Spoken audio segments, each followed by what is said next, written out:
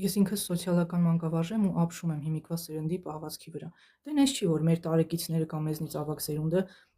պռավալ չի տվել իրա դաստիարակությունը։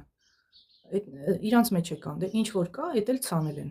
Դրա համար էլ էս են հիմիկվա սերունդը։ Մոլախոտից մոլախոտ ածելու հիմա ամեն ինչի արժեքը ընկել է, սեր ընկերություն կապ չունի։ Հա, ընկել է, որովհետև ի սկզբանե խարխուլ ա եղել։ Այդ սաղ մտածածին բաներ են։ Մարդը մենակ ինքը իր անկերը կարա լինի։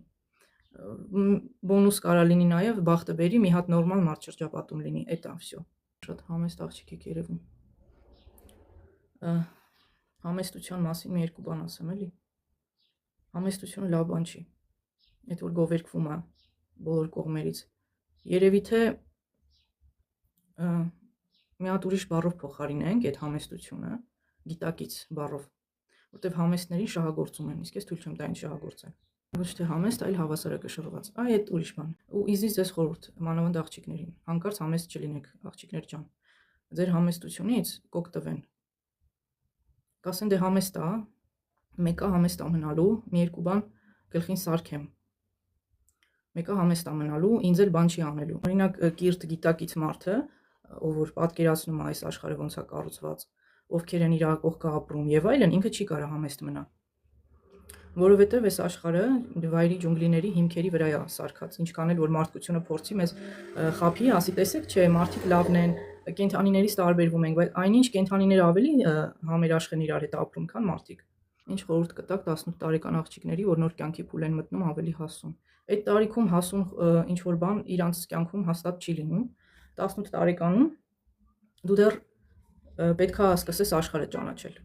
Այդ փուլից է սկսվում առաջին աշխարհ ճանաչել, հետո անալիզ անել, թե այս ինչ աշխարհ էր։ Այդ հասնում է մինչև 25 տարեկան։ Կարա դաժե երկար տևի։ Ու արդեն գիտակցության փուլ, թե քո փորձի հիման վրա դու ինչ եզրակացության ես եկել։ Այդ արդեն 30 տարեկանում կարա լինի։ Դրա համար եզրակացությունները պետք է անել հասուն տարիքում։ 18-ում վայելեք կյանքը, ճանաչեք աշխարհը։ Այդքան բան։ Իհարկե, շատ ենք սխալվում, որովհետև մարդկանց վստահում ենք։ Գիտենք, թե իրանք մեր լավն են ուզում, իրանք մեր նման են։ Այնիշ կյանքը ցույց է տալիս, որ ուղղակի հակառակն է դրա։ Միացեք իմ Facebook-յան էջին։ Ինչքան շատ հետաքրքիր գրքեր ես ման գալիս, խելացի գրքեր, այնքան անխելք բաներ ես մեջը գտնում։ Այս կյանքում մարդ մենակ ինքը իրան կարա կորցնի։ Որովհետև շրջապատի մարդիկ արդեն իտակ կորցրած պրծած է։ Իրանք մերը չեն, որ մի հատ էլ կորցնենք այդ իմաստով։ Միակ բանը, որը կարաս կորցնես, այդ դու ես, քո եսն է։ Ու այդ ամենատրավմատիկ բանն է։ Ասա ինձ մի բան, որը փոփոխական չի։ Փոփոխական չի բնության օրենքները։ Այդ օրենքների մեջ մտնում են օրինակ այն, որ գարնանը ծառերը ծաղկում են, ամռանը բերք են տալիս, աշնանը տերևա թափա, ձմռան էլ մերկանում են ծառերը։ Այ դա փոփոխական չի։ Այն ինչը որ կախված է մարդու ֆանտազիաների հետ, այս աշխարհի մասին ինչ որ տենց ֆանտազիաներ կան, չէ՞, ինչից են առաջացել, երբ են առաջացել, աշխարհը որտեղից է ծագել,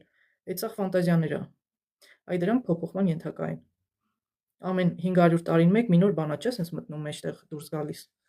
Այն որ հիմքից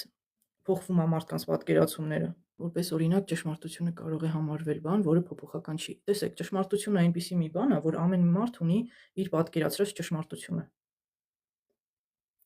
Օրինակ ես գիտեի, որ արդարություն կա այս աշխարհում, մինչև 25 տարեկանը գիտեի կա։ Հետո բախվեցին այս խնդիրների, ինչ որ բան, sense փուլ եկա իմ մեջ։ Ես հասկացա, որ այս աշխարհում արդարություն չկա։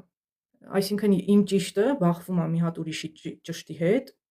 այդ ուրիշի ճիշտն էլ բախվում է մի հատ ուրիշի ճշտի հետ։ Ու դուրս է գալիս, որ ոչ մեկը